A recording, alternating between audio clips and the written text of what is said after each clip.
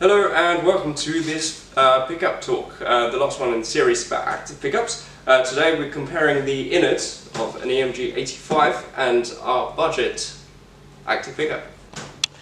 So here are the innards of both pickups, and take a guess which is the EMG and which is the budget. And the answer is, this is our EMG 85 and this is our budget active pickup. Now what you can see is they are both what appear to be a couple of rails around small bobbins. Now these bobbins are actually larger than the other ones when we compare them side by side. But you can see there that the coil both coils themselves are actually a whole lot smaller, so they certainly could fit on bobbins of this size.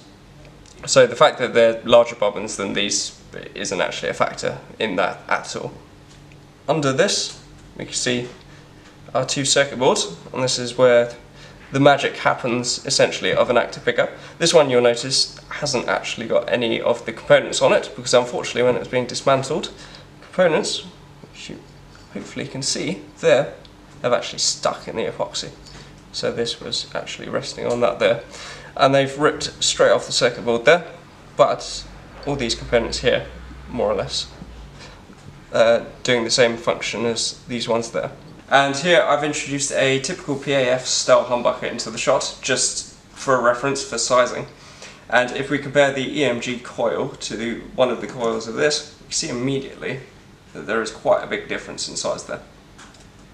So what this does is, if we have, we'll also notice as well that it's a bit taller as well. So what this does is, we've got more or less the same amount of winds on this as one coil here.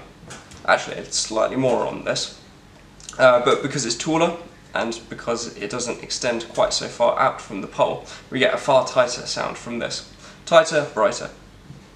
And that's before it even hits the preamp, which just shape it significantly after that. And then this is more or less exactly the same thing again, just of course on the big bobbins. And next, let's discuss the pole pieces, the differences between the two. So what is immediately apparent is that this is a whole lot thicker than this. What may not be immediately apparent, however, is that this is actually an Alnico bar magnet running the whole way through the coil and actually extends out the back as well. These are steel, and they have a bar magnet below them. It's a thick ceramic bar magnet, so it's one of the most powerful magnets that we can get. However, these still are not going to be as powerful as this, and more powerful magnets means it's going to be brighter, it's going to be tighter, it's going to be punchier, because this is using an Alnico as opposed to steel. Now this isn't just a uniquely EMG thing, this is quite unique to the EMG 85. They also have models, for instance the 81 is essentially exactly the same pickup as this, but it uses, like this, steel with ceramic below.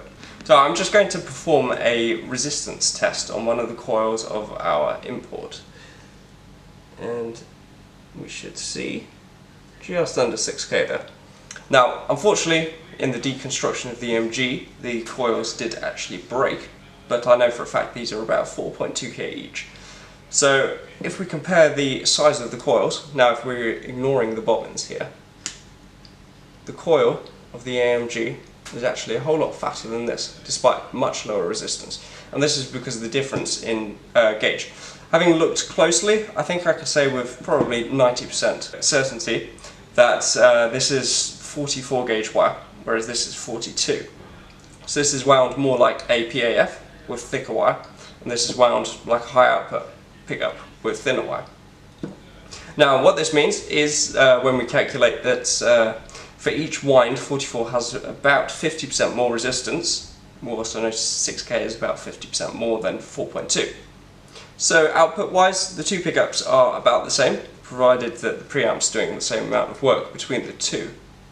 So the only real difference we have between these pickups is the pole pieces, which, as we've already said, steel poles with ceramic magnet is going to be darker. It's probably going to be more suited for the bridge position than the EMG with Alnico, which certainly suits, as EMG 85 is typically used in the neck position, where you do want a brighter, tighter and probably more clear pickup than, for instance, the 81, which uses this type of magnetic setup. And now I'm just going to give you a quick demonstration on how one of these pickups is essentially constructed. So, of course, we have our cover here. We'll have 2 coils next to each other. Now these will be spread slightly further apart from each other than they are, but the magnets are wanting to pull themselves together. And then this just slips in underneath. Now usually we'll have the, like we have on this one,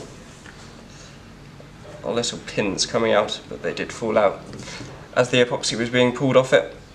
And that's, yeah, essentially then there's a little hole in the corner there where they pour the epoxy in to hold the whole thing together. And that's really all there is to an active pickup. Thank you for watching this video about active pickups, specifically humbuckers in this one. If there is anything else that you want to know about active pickups, be sure to leave a comment below. And I hope you've enjoyed and you've been educated by this video.